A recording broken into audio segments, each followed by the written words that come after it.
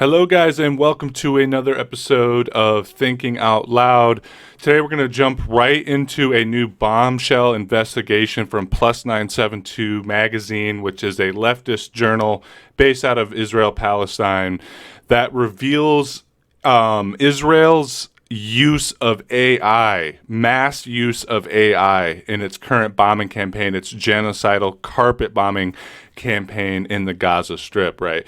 So I'm sure by now you guys have seen a few headlines about this, and maybe even a little bit of quick analysis about it on different independent media. But I thought it would be worthwhile to jump in, do a little bit of a deep dive, go through a lot of the reading because it's absolutely fascinating, but also deeply disturbing article, deeply disturbing expose, if you will. So I thought it'd be useful to go through it, jump in, read some of the highlights to give you guys an idea of the scale of not only the Israeli surveillance state, but the scale of the Israeli genocide machine, the Israeli war machine, and how they're, at the stage now, how as a society also we're moving into the stage where artificial intelligence machines, computers are almost dictating or deciding the line between life and death for human beings, right? So let's go ahead and jump right into this, guys. Again, we've been trying to do a policy of trying to keep things a little bit shorter, a little more rapid fire, try to keep these videos at around 30 minutes or less, right? With this one, there is a lot of reading, guys, so just be aware of that. I will do my best to power through it and keep my analysis or commentary relatively short in comparison to the reading so we can keep this under the line here. But again, guys, this is from Plus 972 magazine, a leftist outlet based out of Israel, Palestine. And this is the article here. It says, a mass assassination factory inside Israel's calculated bombing of Gaza, permissive airstrikes on non-military targets, and the use of an artificial intelligence system have enabled the Israeli army to carry out its deadliest war on Gaza, a Plus 972 and local call investigation reveals. So going into this, guys, I'm sure any of you watching this show are no stranger to the hype surrounding Israeli military technology, the hype, the impressiveness that's pushed out, especially by Western pundits, of the scale and scope of Israeli tech. Obviously, you have the reputation of Israeli tech firms used in surveillance, not just in Israel, but exported also to the U.S., I'm sure you guys have seen videos and analysis of the way in which checkpoints feed people, Palestinians, into these huge databases, all these different things, right? And what we're going to see here with this article is how that surveillance state ties into this absolutely genocidal campaign, right? So let's go ahead and go into the reading here, guys. It says, the Israeli army's expanded authorization for bombing non-military targets, the loosening of constraints regarding expected civilian casualties, and the use of an artificial intelligence system to generate more potential targets than ever before appear to have contributed to the destructive nature of the initial stages of Israel's current war on the Gaza Strip. An investigation by Plus 972 magazine reveals these factors, as described by current and former Israeli intelligence members, have likely played a role in producing what has been one of the deadliest military campaigns against Palestinians since the Nakba of 1948. This bombing campaign in the Gaza Strip is literally one of the most concentrated and deadliest bombing campaigns in the history of the Middle East. That's including the U.S. wars in the region, right? Which is just absolutely insane to think about when you consider that the Gaza Strip is literally like this postage stamp territory, right? And the amount and scale of bombs, which we'll get into in this article, that has been dropped on the region is just horrifying to even imagine, right? The investigation by Plus 972 is based on conversations with 7 current and former members of Israel's intelligence community, including military intelligence and Air Force personnel who were involved in Israeli operations in the besieged Strip, in addition to Palestinian testimonies, data, and documentation from the Gaza Strip, and official statements by the IDF spokesperson and other Israeli state institutions. So obviously with this article, with this investigation or expose, this isn't just speculation. This isn't just word of mouth from low people on the totem pole. It's from Israeli intelligence, like Shin Bet, in Mossad, and the IDF and the Israeli Air Force, right? So you can, to a certain degree, trust the analysis and understand that this is coming from essentially leaks within the Israeli State Department, right? Going on here. The army significantly expanded its bombing of targets that are not distinctly military in nature. These include private residences as well as public buildings, infrastructure, and high-rise blocks, which sources say the army defines as power targets. The implication is that it is mainly intended to harm Palestinian civil society, to quote-unquote create a shock that, among other things, will reverberate powerfully and lead civilians to put pressure on Hamas, as one source put it. So this really reminds me of the policy that has been revealed through the U.S. with its sanction wars. Its long list of sanctions, piles upon piles of sanctions that it puts on countries like Iran, like Russia, like Cuba, like Venezuela, right?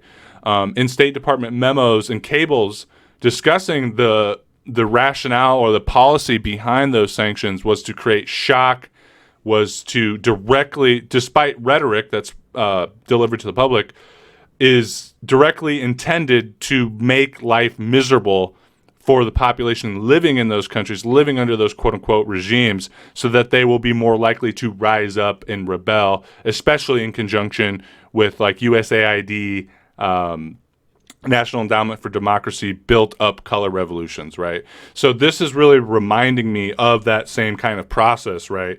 And despite whatever Israeli rhetoric they've been put out about this being a war on Hamas, it's really a war on the Palestinian people. It is a war on the people living in Gaza with the quote-unquote intention to make it so miserable for Palestinians that they will in turn blame Hamas. And obviously we are not seeing that outcome, just like we don't see that outcome with U.S. policies of sanctions, right? Going on here, guys, says, confirm that the Israeli army has files on the vast majority of potential targets in Gaza, including homes, which stipulate the number of civilians who are likely to be killed in an attack on a particular target. This number is calculated and known in advance to the Army's intelligence units, who also know shortly before carrying out an attack roughly how many civilians are certain to be killed. So this, and we'll see the actual quotes from the intelligence officers and stuff who are saying this, but this paragraph right here, I mean, I could lay this out and then end the video here, right? This paragraph right here destroys, eviscerates, obliterates the Israeli propaganda that puts out this idea that they are not trying to kill civilians or that they are, quote unquote, trying to do surgical strikes. And now they've even abandoned that rhetoric, saying that, you know, we're going for quantity, not quality at this point. I mean, in Israel, they literally have a ticker that goes on the news showing the death count in Gaza. Terrorists killed, but really it's not terrorists killed. It's anybody and everybody in Gaza, right? But going back to what I said about the surveillance state in Palestine, particularly in Gaza, in the West Bank, there are cameras everywhere. There are intelligence officers everywhere. There are checkpoints everywhere. Israel runs the databases for the civil authority for Palestinians, you know, handles all the documentation, all this different stuff, because, again, Palestine is not a state. It is not a sovereign country. It is an occupied territory masquerading under, oh, at some point we'll do a two-state policy or two-state program, right? Israel knows where every single fucking human being in Gaza is, in the West Bank is, right?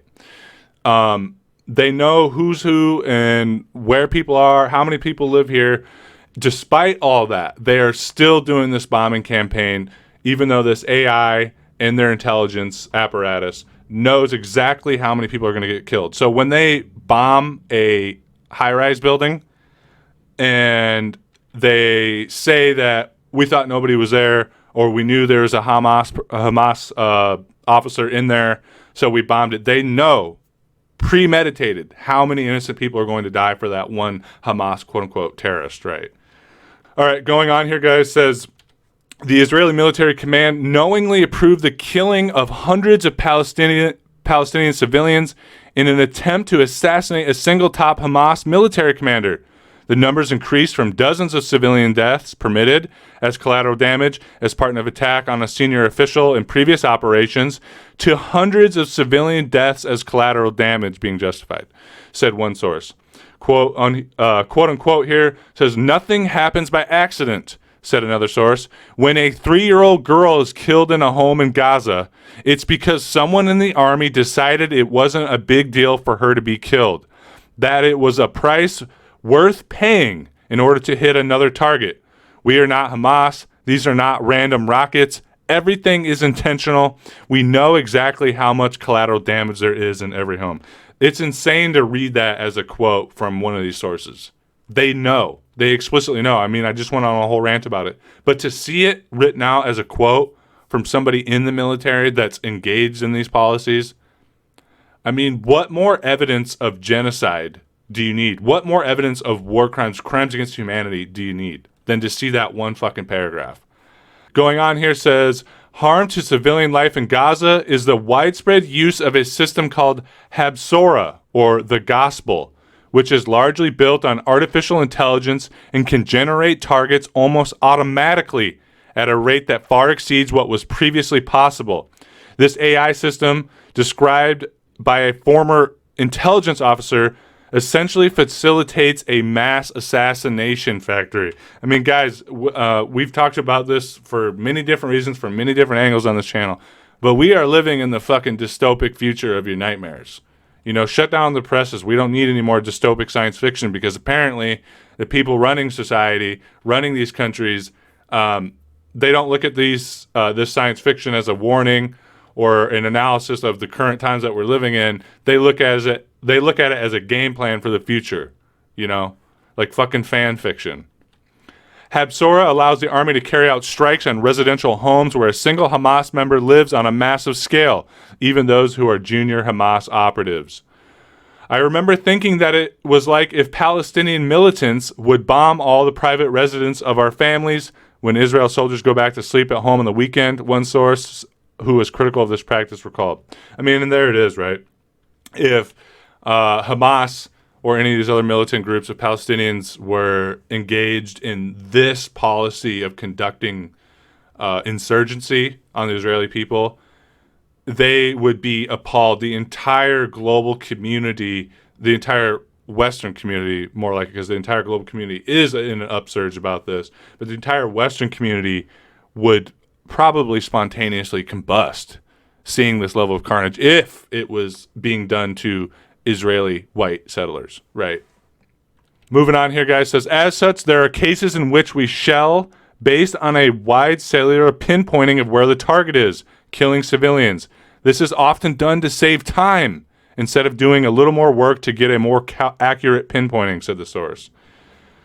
That's just horrendous to read. They are AI generating targets, going through this assassination factory, quickly glancing at them, looking at the numbers, looking at, is it strategic? Do we need to bomb somewhere else? Going through it quickly like a fucking checklist, and this checklist is resulting in thousands of people being killed every single week. It's just insane to even look at. Even to read. Reading it, you can't even truly understand what that is. You have the intelligence community there, the military, just checklisting through this. Oh, we'll kill about 200 today, but we'll get 6 Hamas. It's worth it. Horrendous. The level of inhumanity of sterilization of war when it's perpetuated from behind screens is just staggering and horrifying. Over 300 families have lost 10 or more family members in Israeli bombings in the past 2 months, a number that is 15 times higher than the figure from what was previously Israel's deadliest war in Gaza in 2014. At the time of writing, around 15,000 Palestinians have been reported killed. We have another quote here. It says, there is a feeling that senior officials in the army are aware of their failure on October 7th and are busy with the question of how to provide the Israeli public with an image of victory that will salvage their reputation. So, of course, this is something that we have talked about on this channel and seen through independent media as well. You know, one of the reasons behind this absolutely hellish bombing campaign, despite its, as we'll see later in the article, inefficiency in killing militants, is they want to provide the Israeli public with an image of victory, an image of we are doing something, because they completely dropped the ball on October 7th. And obviously we are seeing news and reports, which is actually a video I'll be covering later, about how it seems like Israeli intelligence and the military knew that this could happen. They had documents apparently, and we'll have a discussion in that video about, is that a psyop? Looking at it from different angles, right? Is this actually the case? Or do you have people in the current Netanyahu administration trying to cover their ass? I mean, questions, right?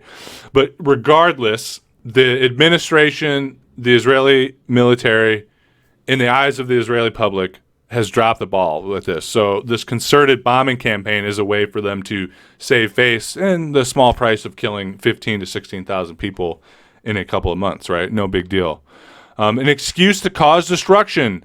During that attack, under a hail of rocket fire, Palestinian militants massacred more than 840 civilians and 350 soldiers. I just highlighted this, guys, because initially the death count that came out from the Israeli Foreign Ministry was like 1,400, just over 1,400, right? A week or two into Operation Iron Sword, or whatever they want to call it, they dropped that number to 1,200. And then as it came out, as we covered in another previous video, that the Israeli military was responsible for a lot of the deaths, and a lot of the deaths were Palestinians as well, because of friendly fire and just completely calloused, widespread, indiscriminate shooting from the IDF. Revealed that so many people were killed. They again dropped that number to right around 1,000 being killed on October 7th. Right? So I just wanted to highlight that quick to line it up against the amount of death that's being unleashed on Gaza, right? With the stated aim of totally eradicating Hamas, quote unquote, the emphasis is on damage and not accuracy, said IDF spokesperson Daniel Hagari on October 9th. The army swiftly translated those declarations into action. So again, guys, just seeing quantity, not quality. We don't actually care if we're killing Hamas. We don't actually care how this is turning out. We just want to inflict absolute vengeance and death upon anyone, including women and children, right? Moving on here, says the first is quote unquote, okay, so this part here is talking about the different types of targets that Israel prioritizes, right? The first is tactical targets, which include standard military targets such as armed militant cells, weapon warehouses, rocket launchers, et cetera, right?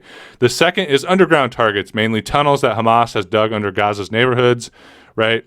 The third is quote-unquote power targets, which we noted earlier, which includes high-rises and residential towers in the hearts of cities, public buildings such as universities, banks, and government offices. So power targets, when you hear the phrase power targets, think anything that would be a war crime. Right.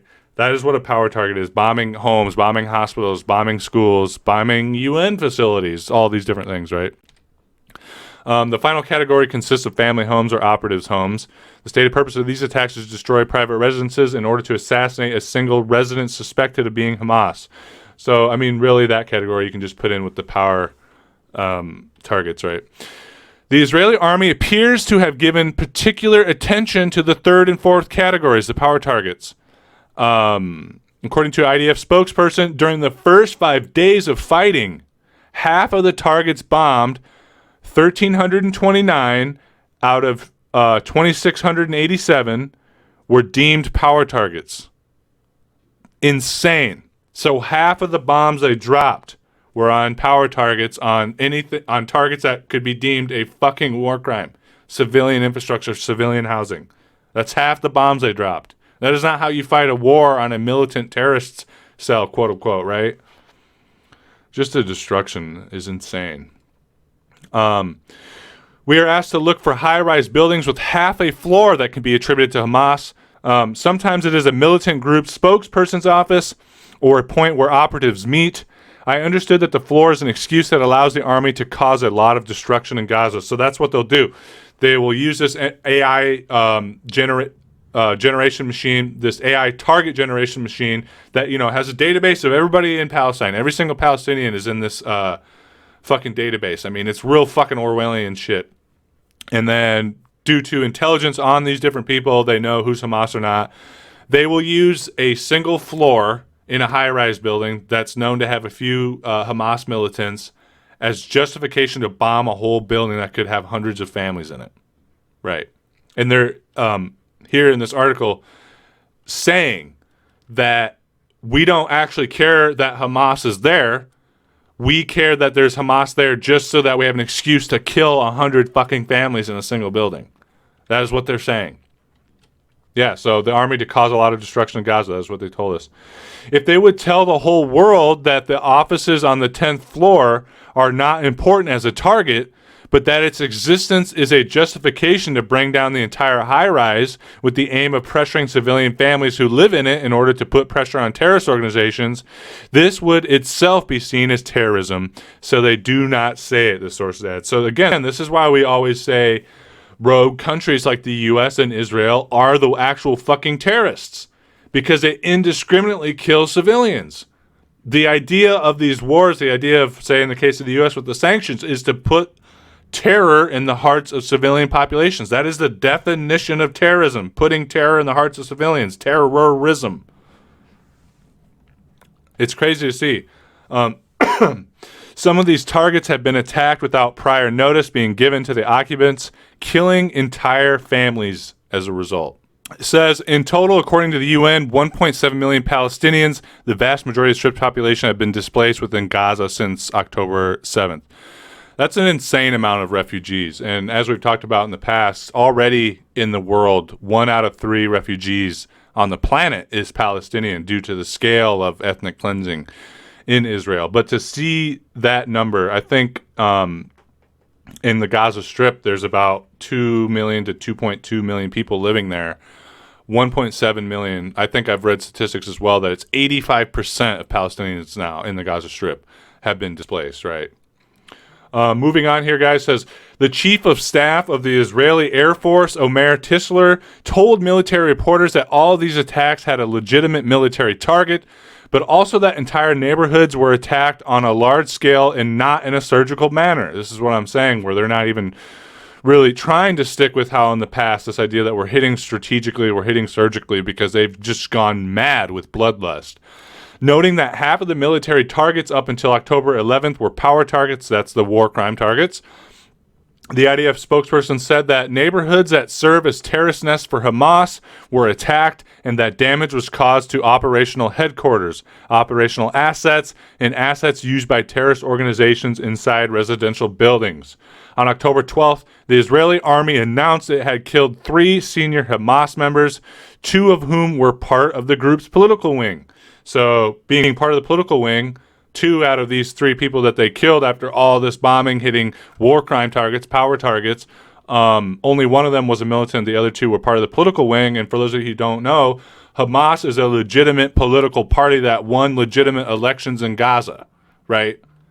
Just crazy. Yet, despite the unbridled Israeli bombardment, the damage to Hamas's military infrastructure in northern Gaza during the first days of the war appears to have been very minimal. Indeed, intelligence sources told Plus 972 that military targets that were part of power targets have previously been used many times as a fig leaf for harming the civilian population. Quote unquote, Hamas is everywhere in Gaza. There is no building that does not have something of Hamas in it. So if you want to find a way to turn a high rise into a target, you will be able to do so, said one former intelligence official. So again, we're hearing it here out in the open. The fig leaf is gone. Adam's dick is out in front of God and he's scared, right? They are using the fact that Hamas is embedded in the population because it's from the population. It is a popular anti-colonial movement that, like I said, won popular elections in that region. They use that reality as justification, here we have as a quote, to destroy the civilian population, right? And how does this AI tie into it, right? This AI ties into it not because even this AI is some grand apparatus that's amazing at picking targets and shit like that. That's not what this is. The AI is used as justification because it gives them all these different targets to do damage on the civilian population, right? Because, AI has told us that there's a person living here. Okay, we bombed it. Yes, it was unfortunate that 100 people were killed, but it is what it is. It's a war, right? And so this is the problem, too, with a wider discussion, right? of the world that we're moving into with increased drone warfare. They're talking about, they already have unmanned drones, right? That have to be greenlit if they are going to do a military offensive action, right, by a human being. But, you've got people in the Pentagon and military contractors talking about developing drones, military robotics that can, through AI, decide then and there of their essential own accord to strike, to kill human beings or not, right? And so we are really moving into a future, like something that even the most prescient science fiction writer could not imagine. I mean, it's Skynet type shit, not to be weird about it, but and then with this AI provides a cover. This is the thing also with AI in the military, right? Robotics in the military is if we are reaching a point where AI is doing the intelligence, where AI is the one pulling the trigger of its own accord, then nobody in the military apparatus or the government can be held accountable for horrors beyond our fucking comprehension. If a genocide is committed by artificial intelligence, by a program, by robotics, then the people who wanted that genocide to happen that are in the government cannot be held complicit because they'll always be able to write off the responsibility, the diffusion of responsibility to the AI, to the robotics. And this is what we're looking at with this AI. It almost feels like this Habsora, this gospel AI, is a cover for the Israeli military for them to fall back on. And they can say, oh, well, our AI told us this, but maybe it was wrong. It diffuses all responsibility. It revokes all responsibility for the actual responsible parties, right? Going on here, guys, says, the perception is that it really hurts Hamas when high-rise buildings are taken down because it creates a public reaction in the Gaza Strip and scares the population, said one of the sources. They wanted to give the citizens of Gaza the feeling that Hamas is not in control of the situation. Sometimes they topple buildings and sometimes postal service and government buildings. Although it is unprecedented for the Israeli army to attack more than 1,000 power targets in 5 days, the idea of causing mass devastation to civilian areas for strategic purposes was formulated in previous military operations in Gaza, honed by the so-called Dahiya doctrine from the Second Lebanon War of 2006. In a war against guerrilla groups such as Hamas or Hezbollah, Israel must use disproportionate and overwhelming force.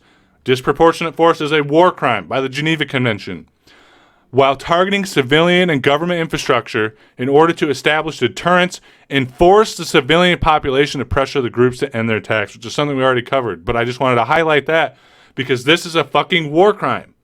This is outlawed by the Geneva Convention, disproportionate force or collective punishment. Sanctions, bombing an entire region because there's a militant group there, is a war crime. The evidence we collected shows that the massive destruction of buildings was carried out deliberately and without any military justification, said Amnesty report in late 2014. So moving into this next section, I'm actually going to tie it off here, guys, to try to keep this shorter. Talking about how this campaign, like we already kind of mentioned, it's also a psyop on behalf of the Israeli military and the Israeli state on their own citizens to invoke justification for the genocide, to give them a sense of victory, right?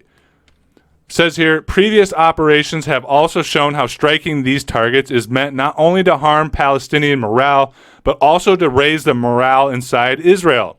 Haaretz revealed that during Operation Guardian of the Walls in 2021, the IDF spokesperson's unit conducted a psyop against Israeli citizens in order to boost awareness of the IDF's operations in Gaza and the damage they caused to Palestinians, who used fake social media accounts to conceal the campaign's origin, uploaded images and clips of the army's strikes in Gaza to Twitter, Facebook, Instagram, and TikTok in order to demonstrate the army's prowess to the Israeli public. Quote unquote here says, the goal was to collapse the high rises in order to put pressure on Hamas, and also so that the Israeli public would see a victory image, one security source told Plus 972 in local call. So again, guys, I'm going to round this off right here. I hit most of the major points I wanted to talk on. The use of AI as a diffusion of responsibility for the Israeli state, but not just the Israeli state, but in the future, any government or military that wants to get away with war crimes, right? The use of this AI as a backdrop, as if they were to come under investigation, they would have like our intelligence AI told us that there was Hamas here, so we struck it. So it's a legitimate military target, right? And just to point out the absolutely dystopic world that we're already living in, but barreling headlong towards the cliff of the abyss of like a cyberpunk hell, right? Where we have AI completely surveilling an entire society and then unleashing death upon that society based on databases that it has collaborated in its machine mind, right? Absolutely insane stuff. And going back to the article here, guys, you can see I only got into a quarter of this. A lot of it does get redundant, but I would highly recommend reading it because there's more testimonies, more quotes, both from Palestinians and IDF officials, that just goes deeply into the scale of this genocide, the scale of this bombing campaign, the amount of bombs that have been dropped, the absolute Orwellian nature of the Israeli police military state, right? Again, guys, so that's really all I have here. I'm going to tie this off here for you. I got to get some things done today. If you like this content, you guys know what to do. Like, comment, subscribe, all that stuff. Share it out to your friends. I'm really glad I've been able to get more content out to you guys more quickly. And I appreciate all the love you've been dropping on this video, guys. I mean, we're getting hundreds of views, plenty of likes, lots of great comments. All that support means a lot. Remember, you can also support my independent media work at Patreon at patreon.com/entitledmillennials. You can support me there for $1 a month, guys. So I'd really appreciate it if you would. And then, of course, one-time donations through PayPal at paypal.me/entitledmillennials. But other than that, guys, I'm going to go ahead and sign off here. As always, great hanging out with you guys. Love talking the issues with you guys. And I look forward to speaking with you all again soon. So, bye-bye. I'm staring into the rain. I don't feel anything.